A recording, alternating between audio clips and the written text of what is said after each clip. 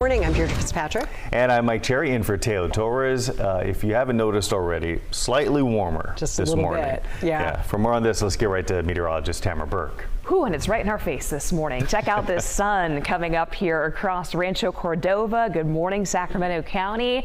You're going to want to grab the shades, and you probably don't need much, if any, layers this morning. Now in Sacramento, the temperature is 65 degrees, top of the 6 o'clock hour, with abundant sunshine pouring through. We have southwest wind light at 4 miles per hour, and those winds will stay pretty faint through the rest of the day today. Out of the south, 5 to 10 miles per hour. By 10 o'clock this morning, we're already well into the mid-70s. Today is going to run warmer, so be prepared, especially for someone that works outside. Make sure you take those shade breaks, take the time to reapply your sunblock. Especially if you're in that direct sunlight, you're definitely going to feel the difference on a day like this. We're already seeing a difference out there this morning. Most areas anywhere from about 3 to 6 degrees warmer than 24 hours ago, and that includes Stockton, Modesto, up and through Yuba City, and even Fairfield joining in there. And when you notice that the number is up in a spot like Fairfield, you notice that the Delta breeze is starting to wither away. We're down into the mid-50s. One of the cooler spots is Fairfield. Stockton stepping outside of 57. It's 58 in Modesto and heading out into the upper 60s across the foothills. You'll notice our skies are relatively clear. The only area we're seeing a lot of cloud cover is right along the immediate coast. And as that marine layer starts to shrink over the coming days, our temperatures are going to go up. I'll talk about the heating trend ahead coming up in my full forecast. It's 6:02. Send it over to Erin now, who has a look at your highways. Yeah, we're starting down in Manteca with that wreck. Now, 2 cars at least involved, maybe a third, and this is potentially blocking lanes. This just happened, and again, the 120 eastbound. So we'll keep an eye on this. Right now, not really impacting traffic. If we take a great big look, Lathrop, Manteca, and Stockton, this is the only incident to speak of. If we take a live look in Stockton right now, we can see that traffic is flowing along quite nicely this morning. There is another wreck to speak of, though. This kind of an odd area. We don't really talk about this very often. This on the 160 and River Road. Anyone who's traveled this knows that it's basically 1 lane in each direction, and there could be 3 cars involved with that. Unknown injuries at this time. Sacramento looking fantastic this morning. Everything flowing along quite nicely. These are those cars that are headed into the Fix 50 project, so we'll wish them luck. But hey, everything's in the green so far this morning, so that's great. If we take a look at drive times towards the bay, we're sitting at 30 minutes right now, I-5 to 580. Back to you. All right, thank you so much, Erin. Also new this morning, Metro fire crews have stopped progress on a brush fire in Rancho Cordova. This broke out just after 1 this morning along White Rock Road near Sunrise Boulevard. Heavy brush and trees providing plenty of fuel for that fire, even though the winds were not that strong. The terrain, which includes river rocks, made it difficult for firefighters to stop. There were also some rattlesnakes to deal with. Once they finally dealt with all of that, they realized it would take all morning to put out hot spots and clear out dead trees. It wound up burning about 4 acres on Aerojet property. Well, this morning, residents in Rockland and Roseville probably getting a better night's sleep knowing that a dangerous escapee is back in custody. But he was on the loose for more than 24 hours. Murder suspect Eric Abril was finally captured yesterday afternoon. Mike Tassell was there and shot this video of his capture, and he's joining us now out at the South Placer County Jail where Abril is back in custody. Mike, tell us a little bit about that moment as they were arresting him and putting him in the car. Did he speak? Did you hear anything? It was all pretty quick, and once they got out of that car, he just had his head down, wasn't saying much of anything. In fact, let's start with where we are right now, because this is where everything ended, the South Placer County Jail. And the big question that remains unanswered this morning is, how did he escape in the first place? Regardless, a community now relieved that this suspect is in custody. But let's go back to that moment you were talking about, Deirdre, because this is the video that had the community buzzing yesterday. As soon as it unfolded, a lot of people exchanging phone calls, text, social media messages, all saying, he's been caught, he's been caught. This is video of the Rockland Police and Placer County Sheriff's deputies taking Eric Abril into custody over the lunch hour yesterday. It all was tipped off when a homeowner living along the creek near Zion Court noticed orange jail pants and a person in the creek behind his home. He said he immediately ran inside, called police, and within minutes, police were on scene. A female deputy confronting him, telling him if he ran, he'd be shot, and does he understand?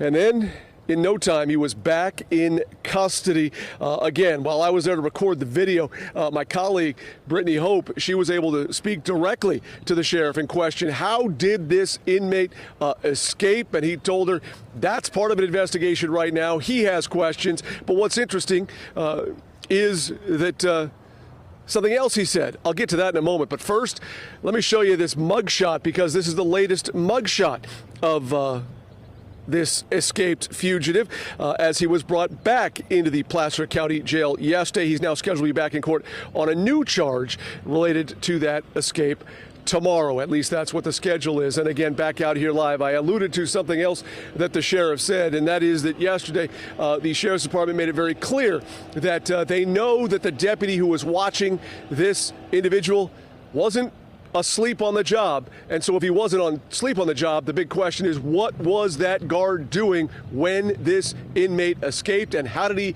escape? And that is something the sheriff says he will investigate, and the community clearly wants answers to, because while there's relief that the hunt for this fugitive is over, there's still questions about how did we get to this point, and how is the sheriff going to make sure that this, in his words, never happens again. Deirdre? Yeah, and huge gratitude to the community for keeping their eyes out, because ultimately that's what gave them the tip that they got him back into custody. All right, Mike, thank you so much. Indeed, and he wasn't very far from that last sighting. Right, exactly. Yeah. Mike, thank you. It's 6:07 now. Supporters of Sacramento's homeless population are going to be pushing back against the Superior Court judge's claims that crimes are being committed by people living in tents around the courthouse. KCR3's Leticia Ordaz is live downtown, where those tents have been a growing source of contention and concern. Mike and Deirdre, good morning. Yes, the Sacramento judge says he is fed up with the homeless community trashing the areas in and around the courthouse, and also making hundreds of people feel unsafe every day. You can see the tents lining the sidewalk right now. But the homeless union says the request to get police involved has gone too far. Late last month, Superior Court Judge Michael Bowman outlined his concerns in a letter to the mayor and the Sacramento City Council. He said the problem being seen around the courthouse was threatening access to justice. He says incidents being reported include assault, public sex acts, and open fires, among other issues. The facilities team says it's busy removing feces and waste from the grounds on a daily basis. The judge requested the Sacramento Police Department increase patrols and enforce code violations, while urging the homeless to get connected to services. Now, the Sacramento Homeless Union says the letter paints a greatly exaggerated picture of rampant crime. They also allege the judge violated judicial ethics in that letter, making a statement on an issue that is likely to come before the courthouse. Mayor Steinberg did respond to the judge's letter, saying he also believes it's a top priority to move the tents. They want to move the encampment over to Miller Park to keep the community and the homeless safe. Reporting live here in downtown Sacramento, Leticia Ordaz, KCRA 3 News. Leticia, thank you. Sacramento Homeless Union is going to be doing a news conference at noon today outside of the Superior Court in Sacramento. Happening right now, President Biden is attending a NATO summit in Lithuania. Right here, you can see him actually meeting with the president of that Baltic nation, and you can also see where Lithuania is right now and its closeness with Russia, as well as not being far from Sweden. You can also see why these countries would want protection from Russia, protection that comes from NATO. KCR3's Amy Liu has more on the deal making that to get Sweden in. The agreement to welcome Sweden will mean another country close to the border of Russia will be under NATO's protection, sending a very strong defensive message to Moscow. Sweden's accession to NATO is an historic step. Closer to becoming part of NATO, Sweden may soon become the 32nd country to join the alliance.